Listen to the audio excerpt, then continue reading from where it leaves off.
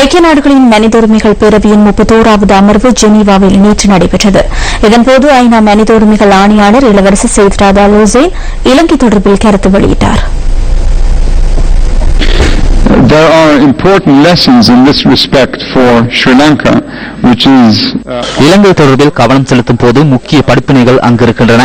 நிலையான சமாதானம், நல்லிணக்கம் மற்றும் பொறுப்புக்கூறலை நோக்கி அவர்கள் சென்று கொண்டிருக்கிறார்கள். அரசியலமைப்பு சீர்திருத்தம், சுயாதீன நிறுவனங்களை மீள வலுப்பெறச் செய்தல், கருத்து சுதந்திரம் உள்ளிட்ட முக்கிய நடவடிக்கைகள் எடுக்கப்பட்டுள்ளன.